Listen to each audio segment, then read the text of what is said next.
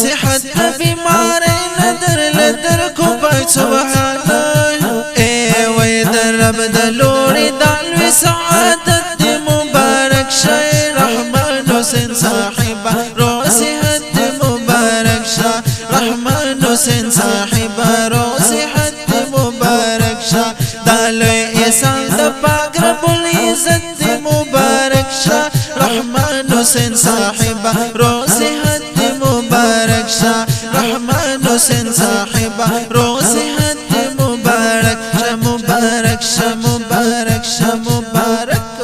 پتا بنی خوشحال دی ہم رشتہ دارانا والد صاحب معتبر عنہم والا خاندانا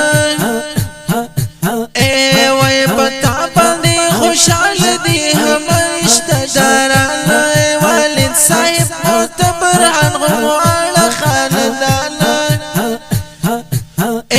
وی والد صاحب معتبر عنہم والا خاندانا ددوی دعا کانو برکت دی مبارک شای رحمان حسین صاحبہ رو صحت دی مبارک شا رحمان حسین صاحبہ رو صحت دی مبارک شا دالوی احسان دا پاک رب العزت دی مبارک شا رحمان حسین صاحبہ رو صحت دی مبارک شا رحمان حسین صاحبہ رو صحت دی مبارک شا مبارک شا مبارک شا مبارک سید حسین ورجان دی در تکڑی دعا گانی وی اللہ ینن پورستا دو صحت کڑی ارزو گانی سردار حسین ورجان دی در تکڑی دعا گانی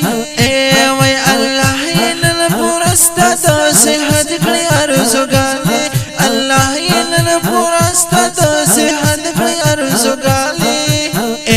وی درنو در سرا دا اخوت دی مبارک شا رحمان حسین صاحبہ رو صحت دی مبارک شا دالوی احسان دا پاک رب العزت دی مبارک شا رحمان حسین صاحبہ رو صحت دی مبارک شا رحمان حسین صاحبہ رو صحت دی مبارک شا مبارک شا مبارک شا مبارک وی اللہ دی در لدر کی مستوفق دی عباداتو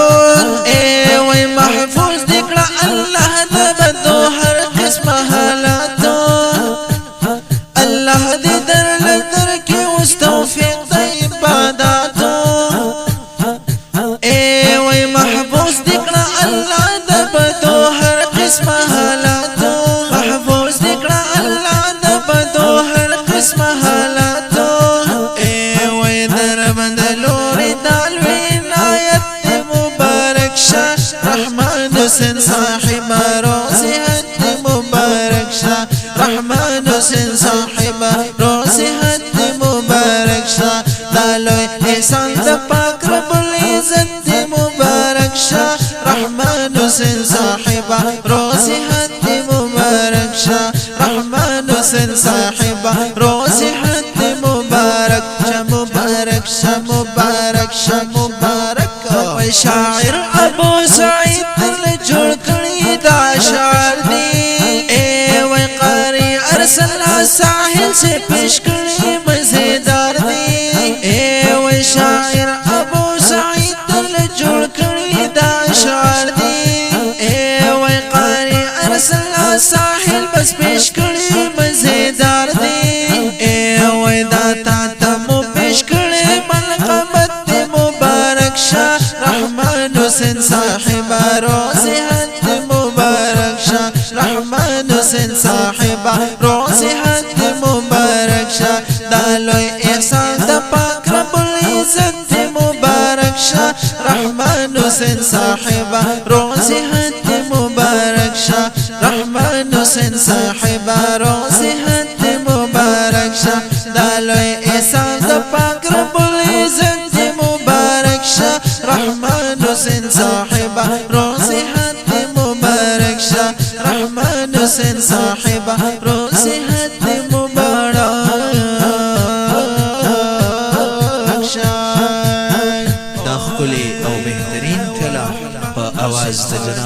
ارسلا خان صاحب جناب ڈاکٹر رحمان حسین صاحب تا ڈالی